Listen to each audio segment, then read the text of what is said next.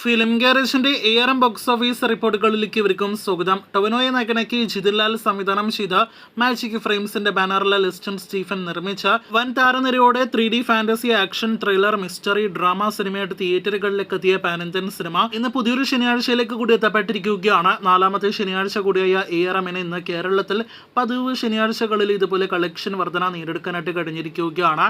ഇന്നലെ വെള്ളിയാഴ്ച ഇതേ സമയം 32 ലക്ഷത്തിന് മുകളിലാണെങ്കിൽ ഇന്ന് 58 ലക്ഷത്തിന് മുകളിലാണ് സിനിമയുടെ കേരള ട്രാക്കിംഗ് ഗ്രോസ്. ഇന്നും സിനിമയ്ക്ക് നിസ്സാരമായിട്ട് കേരളത്തിൽ 1 കോടിയിലേറെ ഗ്രോസ് കളക്ഷൻ ഉറപ്പിക്കാനായിട്ട് കഴിഞ്ഞിരിക്കുകയാണ്. അങ്ങനെ സിനിമയുടെ ആകെ കേരള ഗ്രോസ് ഇന്നത്തോടെ 55 കോടി കടക്കുമെന്നാണ് നിലവിൽ നാം പ്രതീക്ഷിക്കുന്നത്. ഇനി 3D കണ്ണടയുടെ ചാർജ് കൂടാതെയുള്ള കളക്ഷൻ നോക്കുകയാണെങ്കിൽ പോലും 50 കോടിയിലേക്ക് സിനിമയുടെ കേരള ഗ്രോസ് അടുക്കുകയാണ്. സിനിമയുടെ കേരള ഷെയർ ആണെങ്കിൽ 22-23 കോടി റേഞ്ചിലാണ് എന്നാണ് പുറത്തുവരുന്ന വിവരം. അങ്ങനെ കേരളത്തിൽ നിന്ന് തന്നെ മികച്ചൊരു ഷെയർ കളക്ഷൻ നേടിയെടുത്ത സിനിമ വേൾഡ് വൈഡ് കളക്ഷനായിട്ട് ഇന്നത്തോടെ 93 കോടി രൂപയ്ക്ക് മുകളിലേക്ക് എത്തപ്പെടുമെന്നാണ് നിലവിൽ നാം പ്രതീക്ഷിക്കുന്നത്.